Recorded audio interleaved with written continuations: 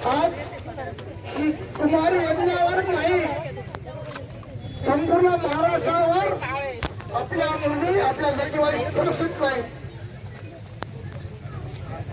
आज नांदेडला घटना घडतात, मराठवाड्यात घटना घडतात, त्याचा निषेध करण्याकरता मी प्रशासनाला एवढी विनंती करेन, या चिमुकलीला तर न्याय मिळालाच पाहिजे, त्या हरामखोराला तर फाशी झालीच पाहिजे, पण असा कठोर कायदा दिला पाहिजे कुणी हरामखोर अशा पोर हात टाकणार नाही.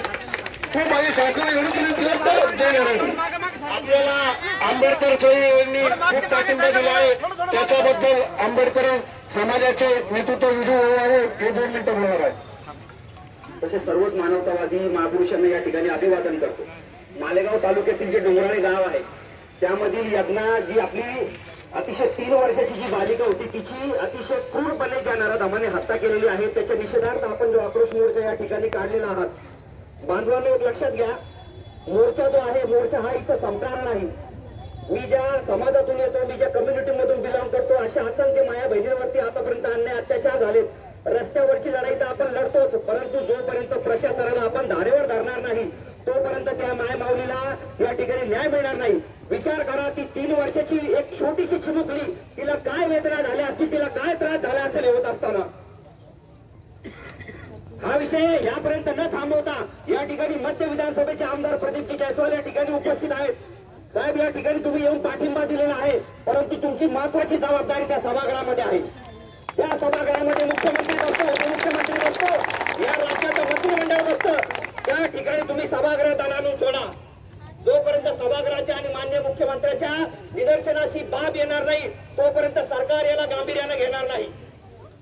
हे प्रकरण फास्ट ट्रॅक कोर्टात चाललं पाहिजे, तात्काळ त्या आरोपीला फाशी व्हायला पाहिजे, ही मागणी आपली आहे. परंतु यानंतर सरकारने अशी देखील पावलं उचलायला पाहिजे की अशा प्रकारचे जे कृत्य आहेत, ही प्रवृत्ती आहे, ही एका समाजापुरती मर्यादित नाही. या प्रवृत्तीला जोपर्यंत आपण ठेचत नाही तोपर्यंत आपण शांत बसणार नाही, असा संदेश या मोर्चातून जायला पाहिजे. आणि सगळ्या समाज बांधवांना या ठिकाणी विनंती करतो, ज्या कुटुंबावरती अन्याय अत्याचार झालेला आहे ते कुटुंब याच्यानंतर एकटं पडता कामा नये याची काळजी देखील तुम्हाला घ्यावी लागेल. ही लढाई इथपर्यंत मर्यादित राहत नाही. आपण मोर्चे काढले, त्या ठिकाणी जे कुटुंब एकटं पडतंय, न्यायालयीन लढाई सुरू होते आणि त्या कुटुंबापर्यंत दुर्लक्ष होणं या ठिकाणी सुरू होतं. आंबेडकरी चळवळीचा कार्यकर्ता असल्या कारणाने आम्हाला श्वासघाणी संघर्ष करणारे आम्ही कार्यकर्ते आहोत. लाखो मोर्चे काढलेत, सरकार जागेवर येत नाही. तुम्हाला सरकारला धारेवर जर धरायचं असेल तर ज्या वेळेस माननीय मुख्यमंत्री या शहरामध्ये येईल त्या माननीय मुख्यमंत्र्याला तुम्ही घेराव घाला, त्याला जाब विचारा. आणि जोपर्यंत त्या चिमुरडीला न्याय मिळत नाही तोपर्यंत आंबेडकरी चळवळ तुमच्या पाठीशी उभी आहे. या ठिकाणी असा शब्द आंबेडकरी चळवळीच्या वतीने मी देतो आणि तुमच्या सोबत आम्ही खांद्याला खांदा लावून या ठिकाणी लढू अशी ग्वाही तुम्हाला देतो. धन्यवाद. थांबतो. मोर्चे काढू शकतो, पण आवाज जे माननीय आमदार साहेब यांनी 5-25 आमदार गोळा करायला पाहिजे आपल्या मराठवाड्यातले. यांनी सगळ्यांनी मिळून एक कायदा केला पाहिजे. बघा, आपण कायदा बनवू शकतो का? जयस्वाल साहेबांनी पाठिंबा दिला मोर्चाला, पण मला तो पाठिंबा नको. जयस्वाल साहेबांकडून एकच अपेक्षा आहे की जयस्वाल साहेब हा मुद्दा विधानसभेत मांडतील आणि कडक कायदा करतील, तेव्हाच त्या मुलीला न्याय मिळेल. छत्रपती संभाजीनगरच्या सर्व जनतेला माहिती आहे, मध्यचे आमदार खंबीरपणे सर्व समाजाच्या पाठीशी उभा राहते. त्याबद्दल मध्यचे आमदार आदरणीय प्रदीप जायस्वाल साहेब हे 2 मिनिटं बोलणार आहेत.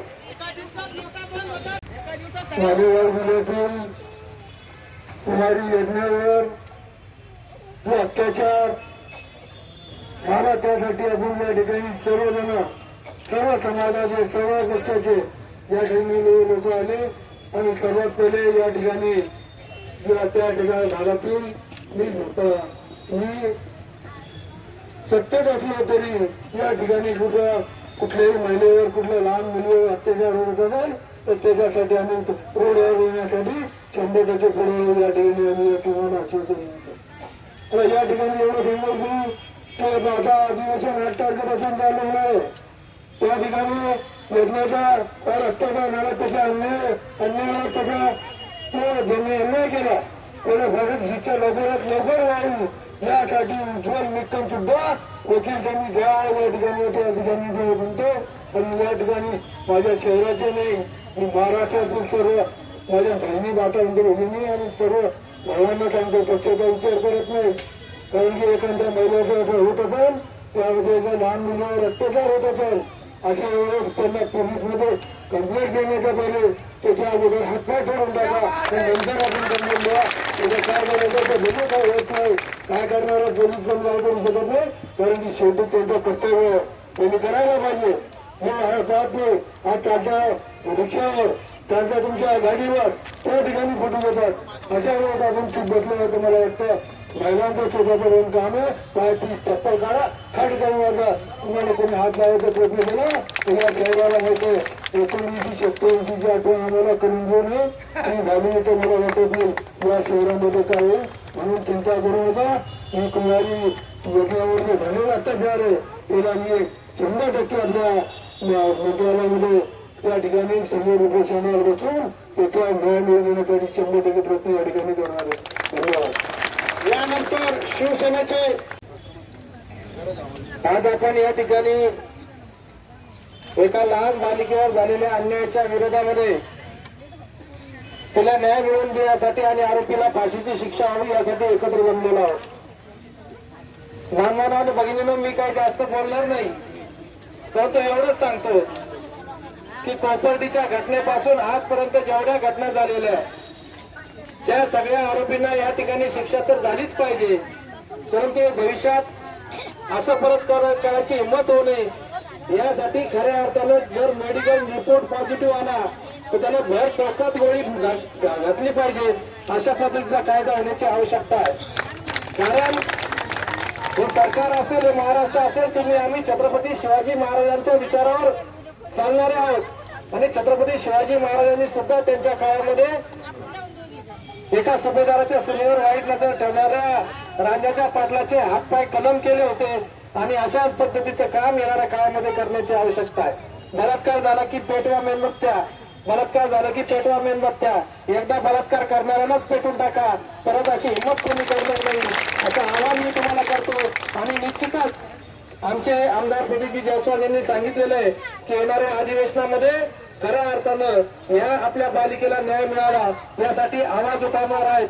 एवढंच नाही तर निश्चितच हे प्रकरण फास्ट ट्रॅक कोर्टामध्ये चाललं पाहिजे. त्यासाठी सुद्धा आमदार जयस्वाल साहेब सरकारशी बोलणी करतील. सरकार कोणाचं असो, परंतु अशा पद्धतीने अन्याय अत्याचार करणाऱ्याला धडा हा शिकवलाच गेला पाहिजे एवढी भावना या ठिकाणी मी व्यक्त करतो आणि थांबतो. धन्यवाद.